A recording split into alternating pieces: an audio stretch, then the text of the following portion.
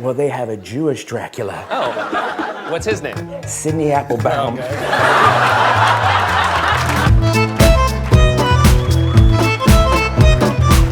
I think you should get home now, Devin. This what's the four. North.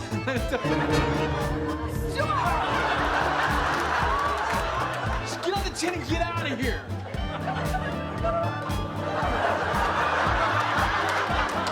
This is a popular one, and Bill Hader starts cracking up right away in the Californian soap opera spoof, where he, Kristen Wiig, and Fred Armisen flaunt over-the-top California accents and obsess over ridiculously detailed driving directions. Armisen loses it early, which only makes it harder for Hader to keep a straight face. Wiig jumps in too, struggling to stay composed while giving Armisen directions, right after host Josh Brolin, as a doctor, delivers a cancer diagnosis.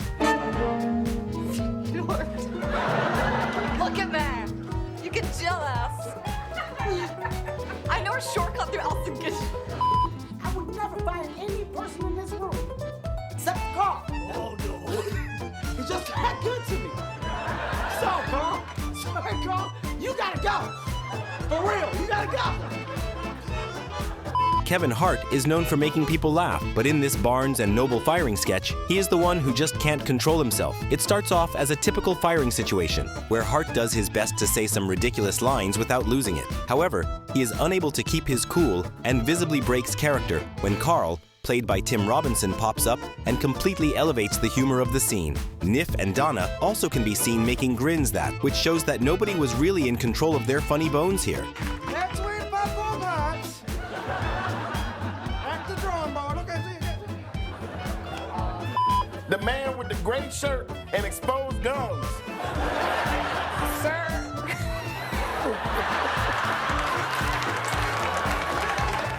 An intense News Nation town hall discussion on the risks of AI takes an unexpected turn when a man in the audience, bearing a striking resemblance to Beavis from MTV's Beavis and Butthead, played by guest host Ryan Gosling, catches everyone's attention. The situation escalates when he's swapped out for another man who looks just like Butthead, played by Mikey Day. The host Heidi Gardner tries to keep things on track, but ends up laughing and turning away from the camera as she attempts to regain her composure before asking him to move. You put it right next to each other. Look, they even sitting like they do on the show. You two really don't know that you look like Beavis and Butthead. But you know what? I'm gonna just sit here and eat my steak in peace. Well, anyway,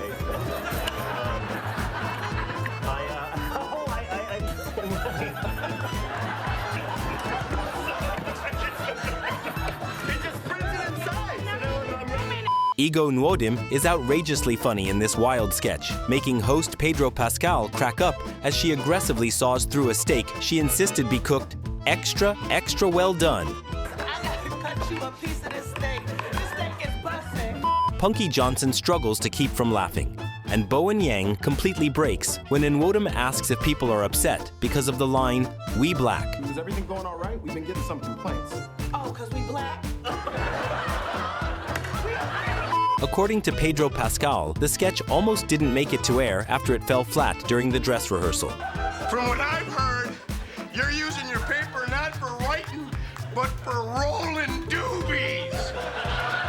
You're gonna be doing a lot of doobie rolling when you're living in a van down by the river.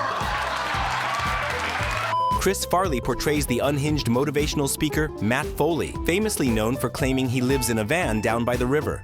His mission is to deliver a wake-up call to two teenagers, played by David Spade and host Christina Applegate.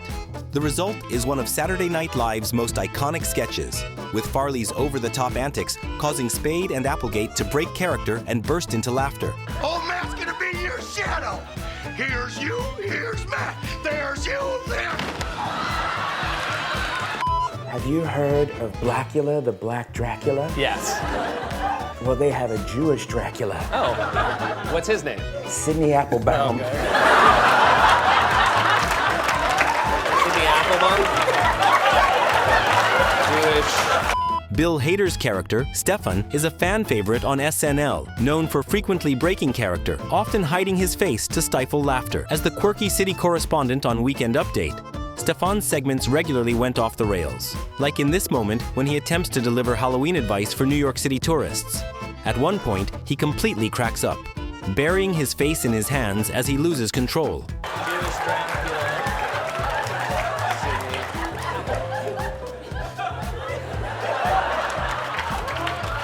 Yeah, for your information, guy, I have a half-eaten taco in my SNL. So, In the popular Jeffries sketch, Jimmy Fallon has to look away from the camera as he and Hayes, who also begins to break, trade lines with a customer played by Horatio Sanz. But when Will Ferrell, famous for making his fellow cast members lose it, rolls into the store on a motorized scooter while holding a comically small cell phone, the scene completely unravels, leaving Fallon and Hayes doubled over with laughter. Hold on.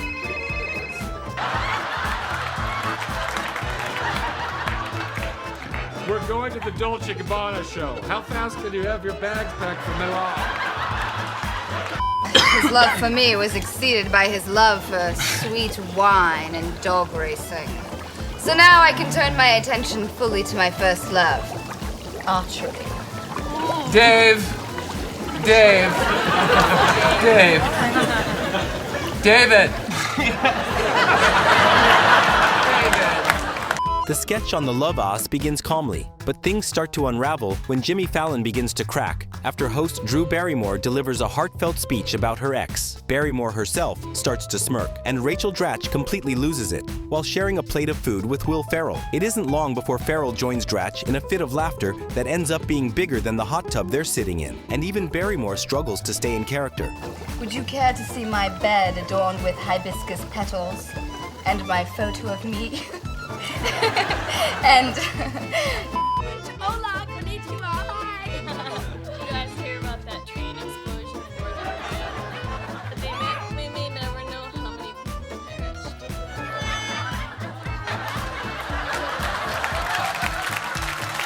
A family outing takes a downturn in Debbie Downer's Disney World when Dratch kills the mood with a pretty gloomy conversation, which is actually hilarious. If this greenhouse effect keeps up, we'll all be living underwater.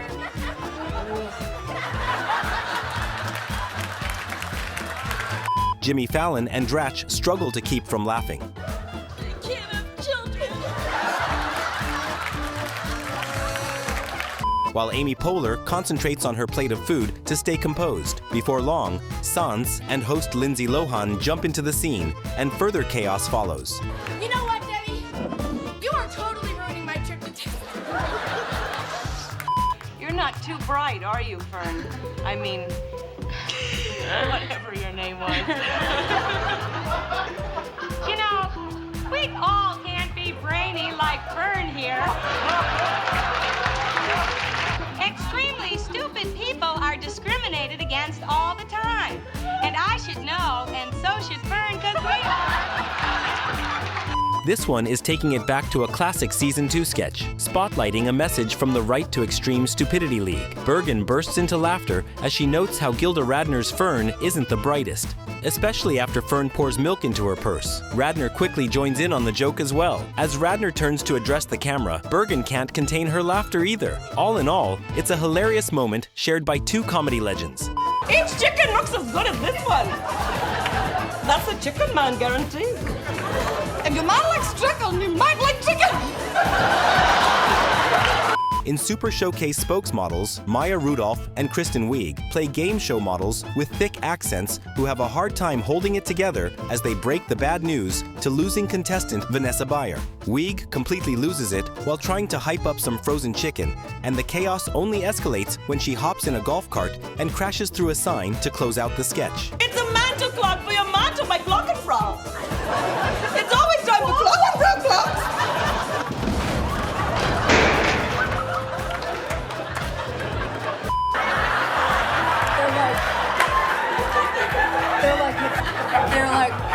They're batting around. One guy, he tried to wear it like a hat.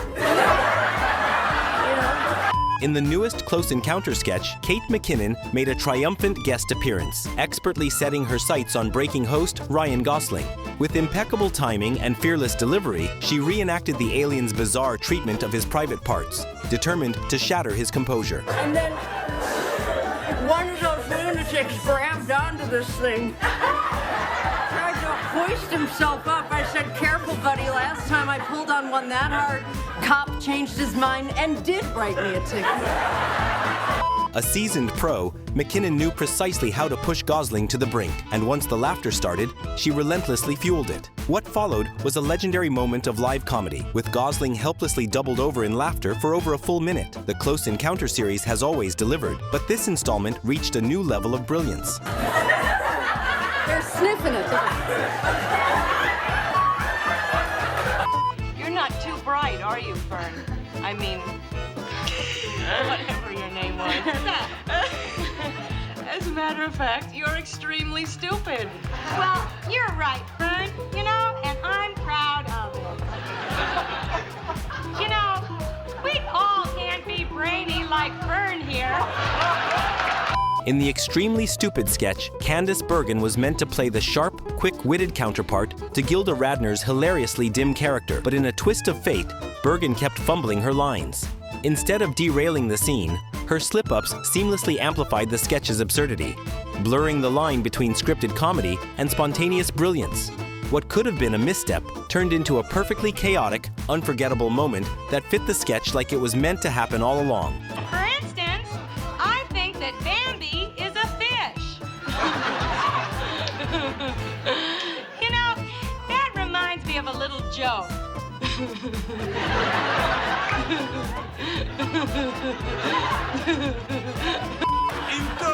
The cart is ready. So how did you learn to sew corks? And the infamous SNL sketch Cork Soakers, Janet Jackson fought valiantly to keep a straight face as she tiptoed dangerously close to uttering a wildly inappropriate word. The tension in the room was electric, with every cast member teetering on the edge of uncontrollable laughter. Despite her best efforts, the sheer ridiculousness of the moment proved too powerful, and one by one, no one could hold it together. It became one of those legendary live comedy moments where the line between performer and audience blurred in a wave of barely contained hysteria. He gonna win.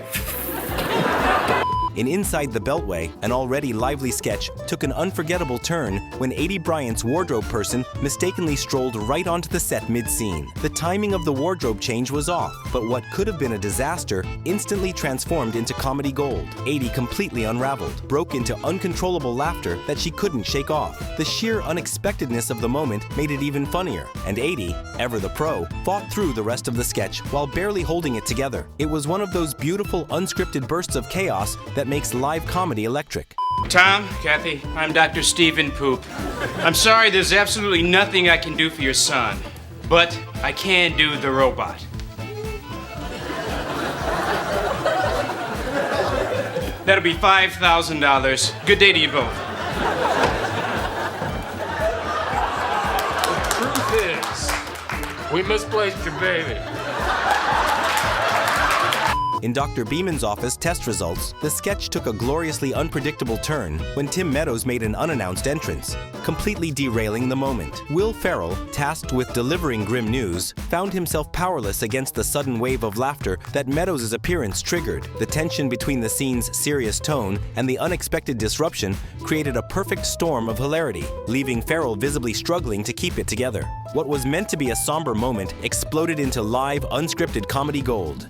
We misplaced your baby.